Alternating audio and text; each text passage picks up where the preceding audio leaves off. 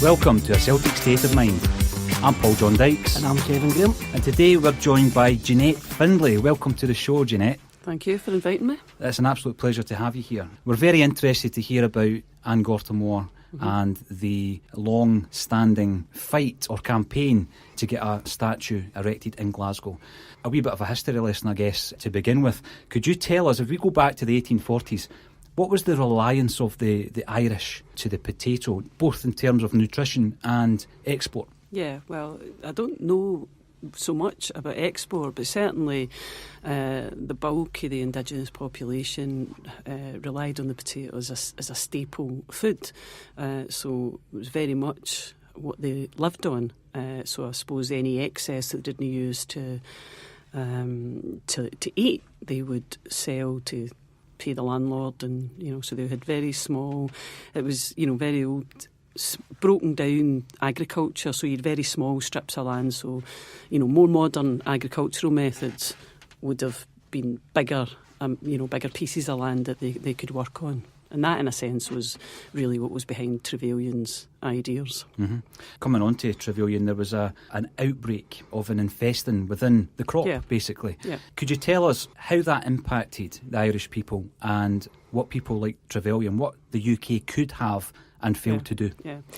Well, I mean, I'm not an expert historian on this, but obviously the potato blight was something that extended right across Europe and into America. So, God brought the blight, but the English brought the famine.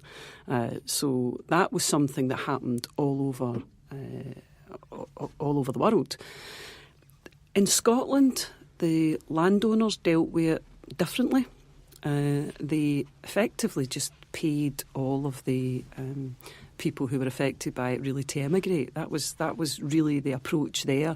So while that was horrendous for people, they were having to move away from their own country and they were essentially forced out, there were no real recorded deaths in relation to what happened with the potato blight at that time in Scotland. In Ireland, they took a completely different approach. It was very interesting. I don't know if you've ever read Tim Coogan's book on it. It's really interesting how they initially approached it, because obviously there was still the concept of a relief effort. And remember, the whole of Ireland was under British rule at this time. So this was part of Britain. And there was a relief effort to some extent by the state, but also by other, religious groups. The Quakers, I would have to say, must have saved, thousands of lives. They were in there right at the start and, engaging in relief effort and providing food for people. But they were very clear that the state had to assist them, and they had to be really part of that. And then you got people from all around the world, Indian princes, people from all around the world who were sending relief to Ireland because this was known. People knew what was happening. Even Queen Victoria wished to give more aid to Ireland, and Trevelyan basically said no. Trevelyan was essentially what we would now know as a senior civil servant. He's what's called the father of the British civil service. A bust of Trevelyan is in, I think it's the Treasury. If you get into the Treasury in London, you will see a bust of Charles Trevelyan. And Charles Trevelyan had a couple of things that were influencing him. First of all, he believed very strongly that they needed to modernise the agricultural system. And he may well have been right about that actually very small holdings were not going to be sufficient to feed the population. And remember, Ireland had a population of about 8 million at that point. And so he believed very strongly that should happen. So he was quite keen for that. And this almost came as a a happy circumstance for him, because essentially you were going to be clearing the land, and therefore you could join up all of these wee strips of land and make them into larger agricultural holdings. I think that's what he intended to do. But he also had both racist views towards the Irish and religious views about, it was God's ordinance and it wasn't for them to interfere in what God was trying to do. So he was really arguing against providing aid on the grounds that aid would encourage the locals to be lazy. As opposed, now, at this point, you've got lots of credible evidence. You've got journalists for London, you've got people coming and travelling around the country, and there's people dying in the ditches, with grass stains, dribbling down their mouth because they've been trying to eat grass in their final agonies. And what the landlords did when, of course, the people were unable to pay their rent is they came and took the roofs off the houses and made them uninhabitable, because that meant they no longer had to pay a tax on the housing. So as soon as you couldn't pay the rent, rather than just saying, well, nobody can pay the rent because we're in the middle of a national disaster here, they came and sent their agents and removed the roofs for the buildings so as to make them uninhabitable. So people died of the cold, people died of starvation, and of course people made their way out of the country. So about a quarter of the population, and I don't know that there's been a famine which has affected that proportion of the population before or since, and about 1 million of them left. Went to various places, including Scotland, which are our ancestors, and about 1 million died. And that's regarded as a conservative estimate. And this lack of action has led people to believe that it was genocidal almost in its nature. Well, it's quite clear if you read what Trevelyan was saying and arguing for at the time, that it clearly was genocide. He clearly believed that it would be generally a good thing and God's will if these people died. Also, the God's will thing is the most shocking comment I've ever read about it, but there was also a quote from the Sunday Times around about that time, and they called the Irish a nation of beggars. This shows you the attitude that this spread right through Britain, really. Yeah, I mean, these were British citizens in their terms. That's what they were. Britain laid claim to the whole of Ireland. These were British citizens. This was no different for this happening in Birmingham or Glasgow or London or anywhere else. And that's the way they spoke about them. I mean, obviously there was heavy and deeply ingrained anti-Irish racism among the British population, as there still is today. You're talking there about taking the roof off people's... Only shelter. And often it was just a mud hut that they lived in to start with. Yeah.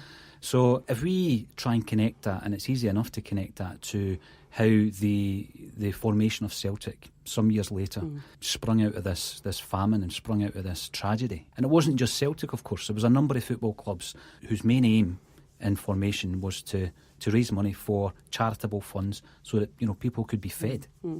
Well, obviously a considerable proportion of people came to Glasgow and spread to various parts of Scotland, but mainly in Glasgow. And those were what are sometimes referred to, and I know some people get annoyed about this, but it's a term that was used, the penny Irish, because if you had a bit more money, you went to America. But if you really only had really just enough to get you out, then you got to Glasgow. In fact, some people arrived in Glasgow thinking they potentially were in America because they had no sense of how far away anywhere was. They were on a boat, they got off the boat, or they were basically treated in the way that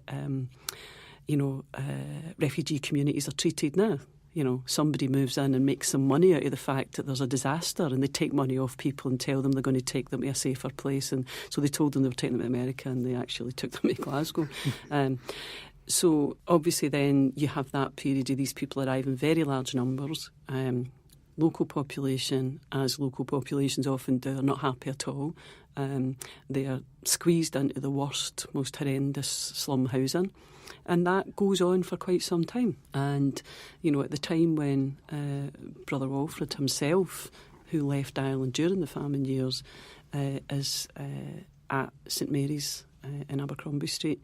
He sees all of this and decides to work with local men, usually publicans and various other people, to say we need to do something. He looked at the example of Hibs and said, we could do that. And we could arrange to do this to fund the penny dinner tables. How many Irish came to Glasgow during the famine? That's a good question. I think it was in the hundreds of thousands rather than, so I think maybe about 100,000. Some expert historian will jump in here and correct me. When the Irish were leaving Ireland, were they promised it was better in Glasgow, or was it just an air of desperation that they just wanted to... As far as I'm aware, they were just trying to escape. They were just trying to get out and get somewhere where they possibly could get work and could get... this is a largely agrarian community, and they pitch up in a city. Mm-hmm. Uh-huh. And so they're just looking for any work of any kind that they can get to feed their families. They're literally just exactly the same as the refugees you see piling off your rubber dinghies onto beaches, and, that's who they were. Mm-hmm. That was our people, and they were just looking to taking tremendous risks. I mean, many of those ships, sometimes referred to as coffin ships, went down in the Atlantic on the way to America. I don't know if any went down on the way over here. These were dangerous, rickety things. People were taking money off them to get them over here or to America or anywhere else. And they were taking enormous risks because actually the only other alternative was certain death through starvation. It's a sad indictment that it's still actually happening. Yeah, it really is when you think about it like that. No, that's the same. It's interesting that 40 years after the famine broke, there was still this necessity to set up charitable foundations, if you like, and Celtic Football Club was one of those. So the attitude didn't get any better over that 40-year period. It was a no blacks, no dogs, no Irish attitude. Well, the very interesting statistic, which I'm sure you'll have heard quoted before, is that the Irish who went to America achieved occupational parity by 1900. So they were in the same types of jobs in the same proportions as the indigenous population by about 1900. It took us to 2001 in Scotland to get occupational parity. Now, we still have the Catholic or Irish Catholic population still distinguishable in the statistics. We have not assimilated completely. We're still more likely to be poor. We're still more likely to be in the prison population. We're still more likely to have issues around alcohol abuse, which I personally think relates to, and that's when you take into account all other kinds of factors that might influence that. I personally think that's to do with still being strangers in a strange land. We're not accepted here. You only need to look at things like how they reacted McGeady when he went to play for the Republic. Those kinds of things, the attitude we saw up at Dundee last week, where an Irish national flag ripped down in a way that it was nothing to do with the hoarding, because there was flags covering hoardings all the way around that ground. That is still a feature. I'm not saying we're not doing better. Clearly we are. Clearly the situation is not as it was then, but we still have an issue here, and there's a real unwillingness to discuss it. And this memorial project is, in a sense, a way of saying, actually, unlike 140 cities around the world who took in a significant Irish population, who have had a memorial, a proper, unique memorial to that terrible event, Glasgow has never had one. And why is that?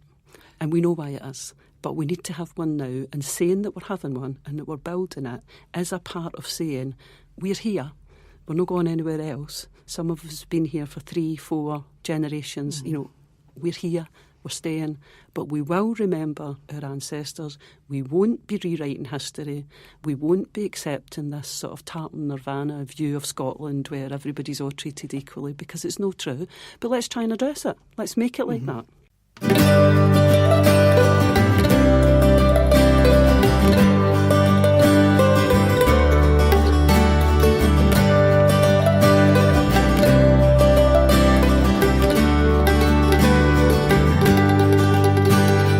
Glasgow remembers An Gorta Mór with the monument that we will build. The St Mary's location, a lasting memorial, a void that has never been filled. The funds we shall raise, designs we will choose for a statue in the Calton Centre. 1 million dead and much more dispersed, who show their descendants remember. We are building it.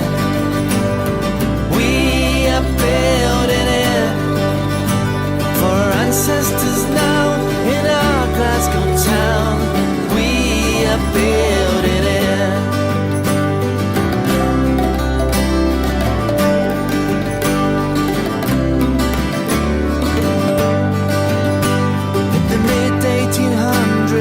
Millions they fled as the famine took hold of the land.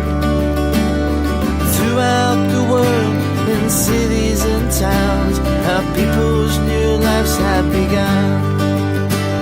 To Boston, Chicago and New York they came, sailing across stormy waters. Liverpool, London and Glasgow too, they arrived with their sons and their daughters. We are building it. We are building it for our ancestors now in our Glasgow town. We are building it.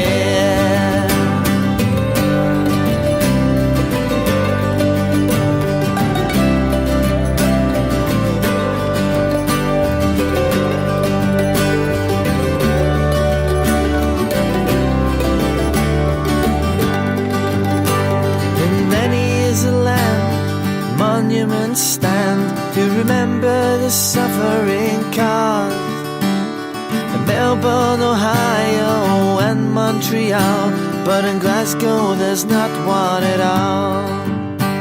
Over 100,000 Irish they came to the city to flee from the pain. So we're making a vow, we're building it now in memory of An Gorta Mór. We are building it. We are building it for our ancestors now in our Glasgow town. We are building it. We are building it. We are building it for our ancestors now in our Glasgow town. We are building it.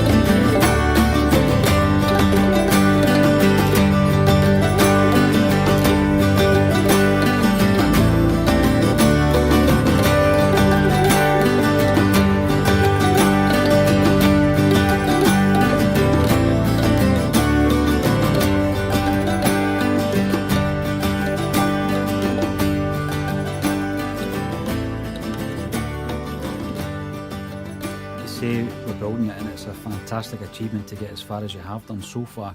Has there ever been any other efforts to do something similar in Scotland or in Glasgow? Well, Carfin has a famine memorial in Lanarkshire, so they have one. I think that was built within the grotto for security purposes, really, I think, effectively, so that's why they have it there. So a lot of people don't know about the one in Carfin. Glasgow has never had one. There was a proposal put forward to Glasgow City Council to build one, and that then became, this is a bit of a sad story and I tend not to refer to it very much, but that became a decision to build a memorial to the Highland and Irish famine. Now, as I've just pointed out, certainly the potato blight was in the Highlands, and certainly that had an impact on the population, but there are no recorded deaths. And to try and compare those two things would be almost equivalent to saying something like, well, we're going to have a memorial to the Holocaust, but we'll add on, there was 6 people died in a house fire that year, so we'll add that on as well. I mean, it really is equivalent. It's absolutely a disgraceful, attempt to somehow compare those two things and to, by so doing, undermine the extent of that genocidal attack on the Irish people. It was absolutely dreadful. Anyway, they went ahead with it. They have a thing. I hesitate to call it a memorial, but they have a thing in Glasgow Green. Ironically, in the eyesight and gaze of a large statue to Queen Victoria, who's often known as the Famine Queen, and it's basically an upturned rowing boat with some verses that look as if they were written by a tacky greeting card company. Nothing that I can see that makes any sense. An upturned rowing boat. As far as I'm aware, nobody came across the island in a rowing boat. They certainly didn't come down the A9 in a rowing boat either. So to what extent it's in any way a memorial to what happened to people in the Highlands, and they have an absolute right to remember what happened to their ancestors and say about what happened, that's fine. But it wasn't a memorial to them. So in fact, they insulted both communities. Because they insulted us by suggesting that, quarter of a population being wiped out either by famine or migration is equivalent to what happened in the Highlands. And they insulted them because actually they were not interested in recording that. They weren't interested in doing that for their people. What they wanted to do was to put some kind of a cover on what they were doing, because they knew that even now, in 2018, which is when it went up, there are people who would not be happy about a memorial to what happened to An Gorta Mór. So that's what they did. So frankly, they pleased nobody as far as I can see. And if anybody goes anywhere near it, I think they'll see that it's already looking a bit, run down and tacky. And it's only, There seems to be an ongoing theme here, especially in Scottish history, where we don't seem to accept our past or face up to our past. Like the slave trade, Scotland's part in the slave trade is only now being looked at. I've been to Liverpool, and Liverpool have accepted their part in the slave trade. They've apologised for it, but they do remember it now, and it seems something that Scotland, Glasgow, just doesn't seem comfortable doing. I've seen some moves towards that now. Glasgow University has certainly declared that.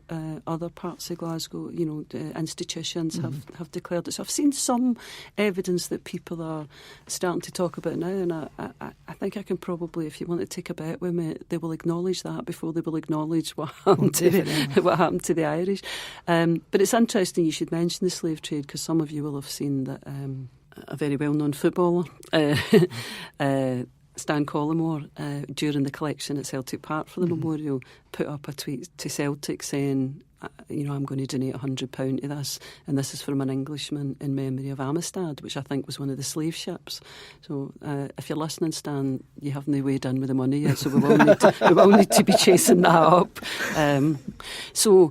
Yes, I think there is an unwillingness to just address it. There's an unwillingness to just say, and this is no difficult. There are lots of different communities in Scotland.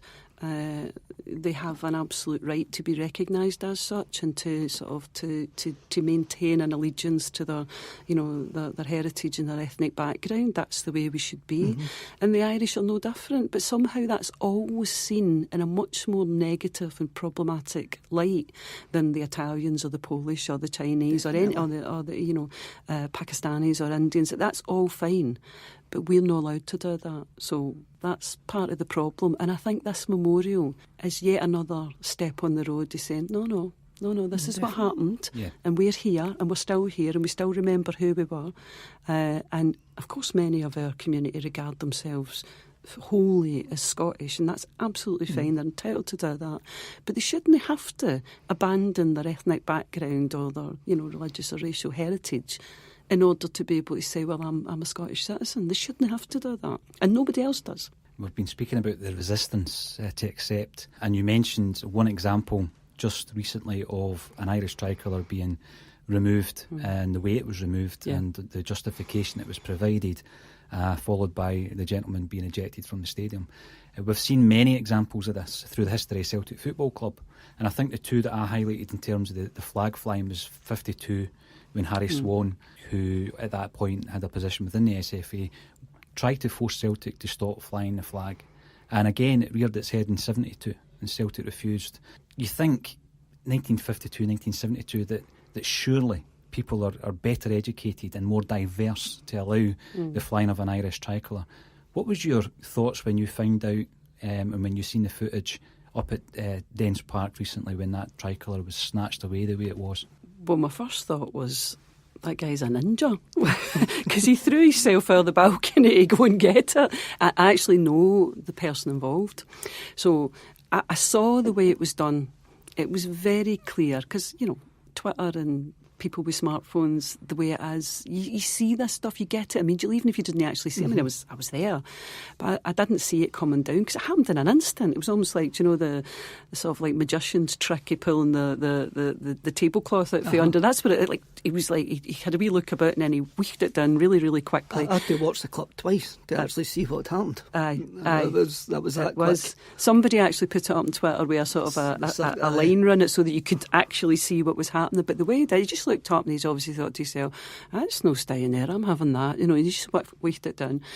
And I don't know what his motivation, I can only guess. It's for them to explain what their motivation is. I don't have to infer that. They have to explain why it was important to take that one down. And we have pictures of flags all the way around that stadium covering hoardings, bigger flags than that, why that one had to come down. So, I mean, to be fair to Dundee, they've come out and said, like, that what happened shouldn't have happened, and you know, they haven't explicitly said that's why it happened, but they've done more than I expected them to do in terms of saying that.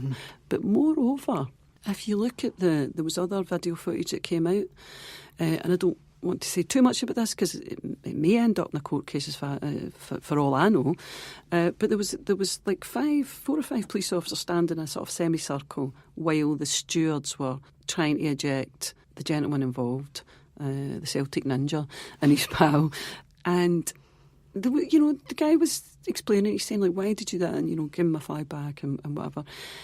Wasn't he being aggressive? He was obviously angry, because, you know, you would be, and they just didn't watch that. And as they left, one steward clearly pushed the main person involved, and then his friend left with him, and as he was walking out, another steward walked up and just gave him a wee shove in the back and out the door. Now that's an assault. That was 2 assaults witnessed in the space of a few seconds. 5 police officers standing watching it. You see, before the game, there was an attempt made to take a flag from the Green Brigade. So they were saying, you're not getting it in, but not only that, they were trying to take it, and one of the boys took it, and as far as I know, took it and moved away. Police chased him.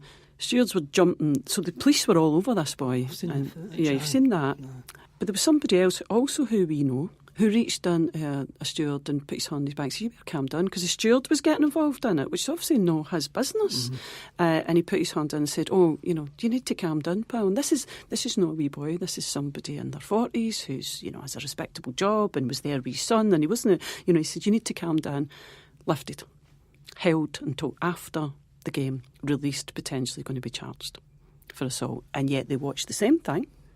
In fact, a more aggressive engagement involving run about that flag, said nothing, did nothing. This attitude, well, there's a number of things overlapping here, isn't there? There's a very desperately poor attitude towards football fans for the Police Service of Scotland. That's part of it, and that applies to everybody. Everybody gets that. And then you overlay this sort of very thinly veiled undercurrent of anti-Irish Catholic hatred, really, bigotry, which just extends right through the whole of Scotland and right through all classes. And you mix those two things together, and really there can be no other explanation for some of this stuff than exactly that's what it is. So that's why obviously you now have the campaign Call It Out, to say, like, call it out, let's call it what it is. Let's just name it and let's deal with it. A couple of weeks ago there was an incident on Twitter when a journalist, a so-called journalist, was talking about sectarianism in Scotland, and they highlighted Rangers having an orange kit and Celtic having the kit with the Celtic cross on it. And I had a look at it and actually thought the guy was at the wind-up. Yeah. I'm going, wait a minute, surely he's no comparing the two of them. And the worst thing, the guy was a Hibs fan. So, Going back to Harry Swan, he was a large part in stripping the Irish identity for Hibernian back in the 1950s. Was that him that knocked the harp? Yeah. And it was up the way end of Easter Road. Yeah. So when we think about crests, as Kevin's just mentioned there was a time fairly recently where every British club was expected to wear a poppy on their jersey. Celtic complied with that initially and no longer do it, and quietly make a donation every year.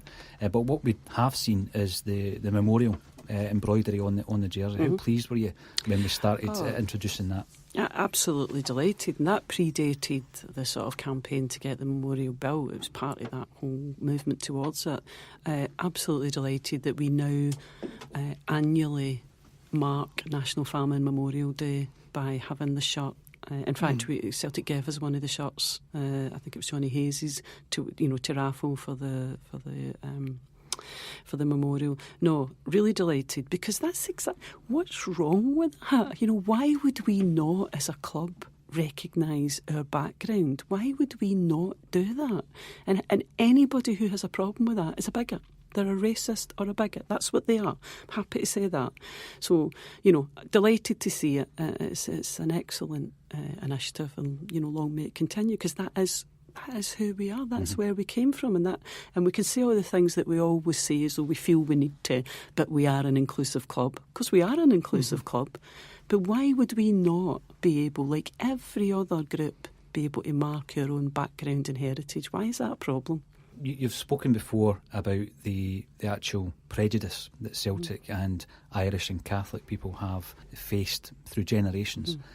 What was that like when you started a campaign where obviously you're going to have to be dealing with multi-agencies to try and get a permanent memorial in Glasgow? Did you see any of these prejudices when you went through the kind of red tape process with councils, etc.? Let me just tell you the story of what happened. What happened was I convened a meeting, just went through my phone book. And so I've just said, right, let's have a meeting, let's decide, and so came together, decided that we would do this. Immediately contacted the council and said, listen, this is what we're a group, we've constituted ourselves as a group, this is what we're planning to do. Can we come in and have a conversation with you? We're not asking you to pay for anything, we don't want money for you, we just want to talk about, because obviously the most obvious sites would be probably land that's owned by Glasgow City Council. So we asked to do that. Most people were quite keen that it be like most other famine memorials on the riverside.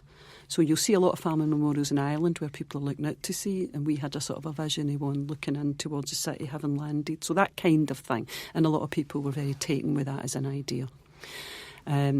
Personally, I was always happy with it being at St Mary's, and that offer was made by the parishioners and the parish priestess at Mary's right at the outset, and was always, delighted with that as an idea because it made sense. But I would say that more people were keen on it being on next to the Clyde. So we asked to see Glasgow City Council. We have an initial meeting with a council officer, and that was quite an interesting meeting, because one of his suggestions was that we would have it in, why don't we have it in the necropolis? And my colleague who was with me that day, Mary McCusker, who anybody who knows her, she's a very typical retired head school teacher, and she sort of looked at him and she said, I think you will find that very few of our community were buried there.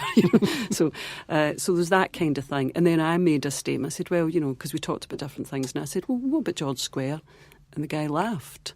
And we remained straight-faced and looked and waited for a proper response, and he kind of like shuffled his feet, and so he just laughed as if that would be just so beyond anything. Anyway, to cut a long story short, there was a change of administration. So we kept up that conversation. We had various meetings with various council officers. We had lots. They kept really wanting to put us basically the bottom of the Gallagate or run about that sort of an area. That's where they wanted us to be. Now, I don't have a problem with the bottom of the Gallagate, but what we wanted, we were looking for something that was historically relevant and which had footfall. We wanted it. We didn't want it tucked away anywhere. We wanted it somewhere that was, important. Bear in mind that there are some changes taking place around there. Obviously, after the Commonwealth Games, you see that bit runs. Celtic Park. Obviously, Celtic looks absolutely wonderful. And then you've got, the where the Athletes' Village. So there are changes going on.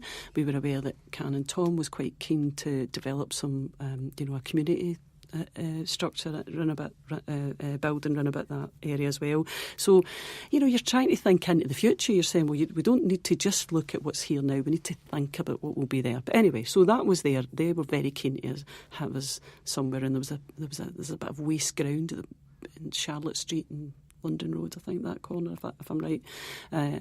But we did none of that. We thought was helpful.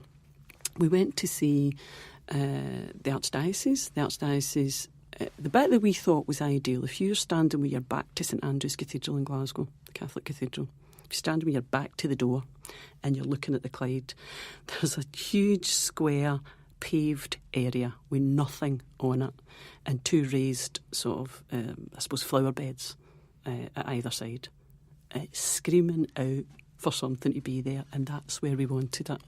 Now, the Archdiocese don't own that land, but as the nearest neighbour, they were happy to say that they would be very happy for that to be there, and they would, make representations in that regard. Then there was a change in administration, so it went from Labour to a minority SNP administration. We made new contacts to try and say, right, OK, this is what we're doing, can we do this? Meanwhile, the other Glasgow City Council project was going ahead. Our line on that was, do what you're doing. We're not interested and we don't think it is what it is. We're a genuine community-based initiative, so we're not really wanting to criticise you or speak about this thing, but we're ignoring it really. So this is what we're doing and this is what we want. Wrote to the leader of the council. She wrote back and said, oh no, we're doing this here. And I wrote back and said, no, you've misunderstood me. We want to talk about our project. Wrote back again, oh no, something. So it seemed like, I said, look, I had to write back a third time. And I said, I'm not sure if it's my fault and that I'm not explaining myself properly. There seems to be a problem here in you understanding what I'm asking you. All I'm asking you is to have a meeting with you to discuss whether we could have access to some of that land. And anyway, they then said, oh no, they basically said, in the end, and this took us from 2015 to 2017, right? That's the time that it took. In the end, what they said was there was going to be some shoring work done on the banks of the Clyde, so there was some work needed done there, and then there was, I forget the funding, but they had accessed funding, and there was that area was going to be developed. And I said, that's fine. Even if you're telling us that we can't have this till 2 years away, or because they were saying it would take 2 years before they would even be able, that's fine. If you're telling us we've got that space in principle 2 years from now, we'll just start fundraising, that's absolutely fine. As long as we know. And they came back and said, no, they absolutely weren't allowing us to have that. And what they said was that potentially they might build flats there. Now, again, if you want to take a wee wager with me, you can walk past there next year, or 10 years, or 50 years. There will not be flats built directly facing the door of the cathedral. That's not going to happen. It won't happen. It was never going to happen. Basically, at that point, we just thought, either we lose the whole momentum of the project, or we move on and we very gratefully accept the kind offer of the parishioners and parish priest of St Mary's to an ideal site which is related to a Grade A building in an area that's relevant historically and in an area that we hope will be up and coming over the years, that will actually have a lot more footfall. What Glasgow City Council, another part of Glasgow City Council did say was that when it's built, they will include it as part of their sort of heritage trail. So, we hope that will bring people to see it when it's finally in place. All this red tape, if you like. How far back did that site? Was it a whole 2 years? Yeah, 2 years, yeah. No, because we started at, I think the initial, very first meeting to just say, are we going to do this, was sometime sort of late in the summer of 2015. And we started very quickly and we got all the financial infrastructure, the bank account, the PayPal, the fundraising things, the email account, the bank account, which that in itself takes a very long time. And we got all of that in place really quite quickly, got a logo, started to produce merchandise and badges and all of that sort of thing. But we literally just kept getting batted back, and we kept coming back, they kept batting us away, and we kept coming back through 2 administrations, and then in 2017, round about, I think, September, we just said, no, we have to move on, because we felt we were really losing the momentum, that people were just saying, they've been banging on about this for 2 years and they've done nothing. From 2017, we've moved on massively, because we had been in conversation with Glasgow School of Art about having a design competition, but they just said to us, no, they were very helpful, extremely helpful, but at the time they said, you can't actually move on with that competition till you have a site, because you can't ask artists to design something if they've no idea where it's going to be, because it'll have to be designed to fit in with the environment in which it's going to be. So once we made that decision, we've really moved forward very quickly. So we had the design competition, which was an initial call for artists to put in a written bid and just a description of the thing. We whittled that down to initially 6 that we interviewed, but we ended up only interviewing 4 because one pulled out, and I think 2 pulled out. I think that's what happened. They had another commission, and anyway, so that was that. And then we went to 3 who we commissioned to produce a full build and installation plan with a maquette, a model. We then engaged in a series of community consultation events where we had, those were tremendous. I mean, those were just, I don't know if you were at them, but we had the 3 models and the 3 artists sort of in the area, and it was in the Barras Art and Design Centre, and it was between 7:30 and 9:30 or something like that, and we just didn't know what people would think. We just didn't know if they'd walk in, look round and walk out again, or do whatever they were doing. Actually, people stayed the whole night. There was whole families there. They were walking round. They were looking at it really, really, I have no artistic background whatsoever. I don't know what to look for in a thing, but they were all standing there really discussing what it meant, what would that feel like, what would, they were all discussing that. And then they would say, when I came in, I wanted that one, but now I don't know, I've changed my mind. I quite like this one. So there was all of that going on. It was fabulous, really, really exciting to see how much ownership the community took of the whole project. So they were able to indicate their preferred option. But the biggest thing I think that came for the consultation is that the people would have been happy with either of the 3. Yeah, there were 3 excellent proposals, very different. And in a sense we chose them to be like that because we tried to choose different people working in different materials, different visions of the thing. Only one of the artists really probably had much of a prior knowledge of the whole event, the whole period in history. So that was never a condition for us. We just wanted, we wanted to know what kind of a take people would have on it, whether it, and so on. Anyway, so that happened, and we took in the consultations, and then the committee just basically sat and went through the head of sculpture and fine art at Glasgow School of Art had given us a set of sort of criteria. And that was how we'd chosen the 3. And then we used that again to assess the 3 against each other once we could see the maquette and everything. And then, of course, we also had to look at the technical specifications, the durability of the material, the installation. All of that aspect of it had to also be considered. So I think a lot of people thought the consultation was a vote, and you were voting for and then the one that got the most votes would win. But that could never happen because the people couldn't have the detailed specification and build plan that we had, and we had to take that into consideration and think about how that was going to work.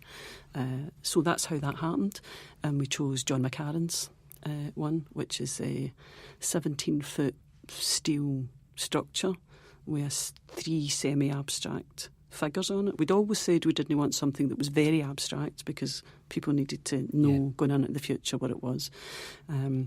So they're semi-abstract. You can see that they're figures, gone, emaciated. There's a woman holding a child. There's a man and a younger person. And then there's some a verse written on the plinth. But I just think it'll look where it's going to sit. I don't know if you know this area at all, but if you're walking down for the Gallowgate or if you're walking up for London Road and it's it's any sun at all, that thing standing 17 foot in the front of St Mary's, it will just dominate that landscape. It will look absolutely fabulous. I'm so excited. I just can't wait till it's up there. Absolutely. I mean, you mentioned the verse, and we've spoken about how irrelevant the verse is on the one that's at Glasgow Green. Tell us a wee bit more about the verse and the decision to use that, because I thought this was fantastic. This came from Oscar Wilde's mother. Oscar Wilde's mother, eh? She was her pen name as a poet was Speranza. Speranza, yeah. That's right. And she wrote this, and it was about it was about, that famine time. And she was pointing at, that essentially, I suppose, saying that the people who were starved to death, their spirits and they would rise again, is to call out for justice. And I suppose that's a very common theme in Irish history and mythology, the notion of calling out for justice. And actually, hunger strike as a means for calling out for justice. This obviously wasn't a hunger strike, but you know what I mean. That notion of just basically standing as a witness and saying, a witness to the terrible injustice that happened. So that's kind of, I think, what's built into the words of the verse that will be on the steel plinth. So I think that will, I hope people will come in and go around that wee garden space, and we're hoping to work with the parish to maybe do a little bit more around it in terms of maybe a couple of benches and some proper lighting and maybe some display boards. We don't think it needs a display board, to be honest. I don't think it needs an additional description, but we might do some educational stuff because we'd always hope to do that, because I think a lot of our young people don't have any sense of that. I don't think a lot of our young people have any sense of what a small minority in the population we are. I think they think, it's good. They're confident and but I don't think they realise that we're only about somewhere between 12 and 14% of the population. That's what we are. So it'll be good for them to sort of learn a little bit more about it. We might produce some kind of booklet, some kind of, there's lots of ideas. And of course, if people listening to your show have got ideas, then please get in touch with us, because all the way along this project has been completely open to anybody. People have joined in at various stages. So it's not like there's a committee and that's it. People have just joined at any point and said, I'd like to get involved, right, come on. As soon as you say to me, I want to get involved, and I find out you've got a skill, like you just claimed, that's how, you don't get a chance to back it. So that's the way it's been. So if people have got ideas around that, but we would like there to be an educational element, so that would be good. Yeah, I mean, you've come this far, and then of course what we need to do is raise the amount of money required to have this installed and sculptured, etc. So how much do you require, and what have you done so far, and what are your plans to make up the remainder? Well, we need £80,000. That was the amount. We initially started out with a view that whatever it cost and however long it takes, we're building it. That was the position. But of course, and that's still in a sense true, but what happened was, obviously, when we came to the point where we were having the design competition, we had to give the artists a figure to work to. And we were advised, we were sort of saying 80 to 100. And I mean, very few of us have any. We're not the sort of people who tend to be commissioning public art. So, we don't really. The only thing I was involved, as were other members of the committee, Eddie Toner and people like that, in the building of the Walfrid statue at Celtic Park. So I had some sense, and I seem to remember, that was obviously some time ago now, and that was about 70,000. I can remember, and I said, well, sort of 80 to 100. That sounds right. That sounds if that might be a number. That's really as much thought went into that number, really. But Glasgow School of Art said to us, no, put the lower amount. If an artist comes back to you and has an idea that you think might be really but can't do it in that budget, then you can have a discussion. But put the lower amount, say 80, and let's go with that. As it is, all three artists were able to come in at that sort of a budget. In fact, we're hoping we might be able to get some assistance in the end that will reduce that a little bit, and that might be used for the kinds of things that I was talking about there, about having a bench and having some, stuff done on the grounds there that will make that something that people can come in. But anyway, so that's the amount, £80,000. At this stage, having paid for all because remember, we commissioned the three artists. That was a piece of work. We're not asking people to work for nothing, because that's not who we are. That's not the kind of project it is. So we did commission the artists. We did pay them for that. So having paid all of that, having paid all of the the public consultation costs, which weren't massive. Where we're sitting just now is round about 40. And that was only in recent times, because obviously we had that collection at Celtic Park, which, we're really grateful to Celtic for allowing us to do that, because they very rarely allow collections on the footprint. And the last time we did that was with the Dam Boys in 2013. So really grateful for them to let us do that. And we did that, and that brought in £20,000. Well, £20,000, £100, but we don't have that £100. There's £100 still to come in. We'll send Stan a link. Aye. So that's fabulous. So we're halfway there. Absolutely. Now, what's your plans for the future to get the other 40 in? Oh, we've got lots of plans. One of the things that we're saying, this is for the community, by the community. So quite a lot of the money that's come in has come in because, so for instance, the Eddie-Duffy CSC and the Milburn CSC joined together and had a night in Royston and raised, I think, about £1,800. So what we're asking people to do is, if it's your supporters bus or your local pub or whatever group you're a part of or your whatever local area, whatever it is that you're doing, if you can get together and organise something, you don't need us, you don't need our permission to do it, or you don't need us to, we're happy to promote it on our social media, we're happy to, turn up if you need somebody to come and say a few words at the start of it, or if you need some badges or some merchandise, happy to do all of that.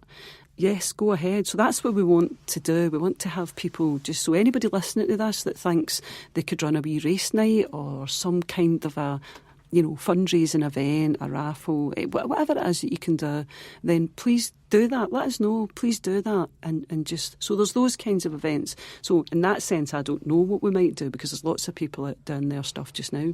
I think there was something in Croy just recently, and there's some money come in for that. We have badges. That's quite a steady flow of money. So if I'm just looking for one, then we do them. We had a sort of an online shop for a while, but to be honest, the work involved in it was too much for us, so we had to stop doing that. So we take things to events, but we don't do it online anymore. We have a number of items, quite high value items, that we'll need to either auction or raffle at some point. So we have a fabulous set donated by a friend of ours for the Nave Podrick CSC in Dublin, a set of, it was during the 2016, the 100th anniversary of the uprising. I think this would have been An Post, the Irish Post Office. I think it was them, I'm not sure, but they produced sort of small commemorative coins, and this friend of yours, she collected the whole set, and it's in a presentation box. The thing probably cost about £1,000 in total by the time she'd collected all the parts, but I think that would be a fabulous thing for anybody to have. So we need to think how we're going to best do that. We've had donations of really beautiful engraved mirrors. So we've got ones with Celtic Cross, we've got ones with the actual, our own logo, which is the sort of Glasgow Remembers, the green sort of Celtic Cross with the boat on it and Glasgow Remembers under it. So we've got some fantastic mirrors that are made up like that. They were donated by a supporter to that. So we've got lots of things that we can use to raise money, and we're just basically thinking about various things that we might do. So it's not just one-off big event. Celtic Park was always going to be the single biggest thing. That was always going to be the case. And of course we've had donations, but again I would say what we decided right at the outset is if you can donate a £5 and you donate a £5, that's great. If you can donate 5,000, that's great as well. Nobody's getting a name check. Well, An Gorta Mór's had to be free, but anyway. But in general, nobody's getting a name check. We're not saying thanks to this and thanks to that, because this is for the community, by the community. So we thank everybody personally, and we will, supply receipts and a written receipt to say thank you very much for that. But we won't be naming people. So if you can donate a large amount, that's absolutely fabulous. But you'll get the same thanks as anybody who walks out and hands us, 20 quid. That's how that's going to work. So where can we find you as well? Just so that if we're online, we want to make a donation, where's the best place to do that? Okay. You can go on www.angortamorglasgow.com, so that's all one word. And there's a PayPal button if you want to make a donation doing that. You can send us the cheque and just send it care of St Mary's. So you just send it to our committee care of St Mary's. Although I very foolishly suggested a name in Irish for the committee, which is Coistic An Gorta Mór, but it means that I now have to sort of spell that out to people if they want to write us a cheque. So I won't do that here. But if you go onto the website, you'll see the name of the committee, and that's the name of the committee. I think if you wrote us a cheque to CCAGM, I think we would still be able to. So if you want to send us that to St Mary's in Abercrombie Street, I think that's 89 Abercrombie Street, Glasgow, G41, I think. But again, the address is on the website. You can see us on Twitter, which is just at GortaMorGla, so Gorta Mór Gla, that's the Twitter account. We do have Facebook, but I don't know anything about Facebook, so I don't know how you find that. But there is a Facebook account. I think you just find that by putting in An Gorta Mór Glasgow, and you'll find that there. So that's how you get in touch with us, and you can donate, as I say, by PayPal or by cheque or whatever.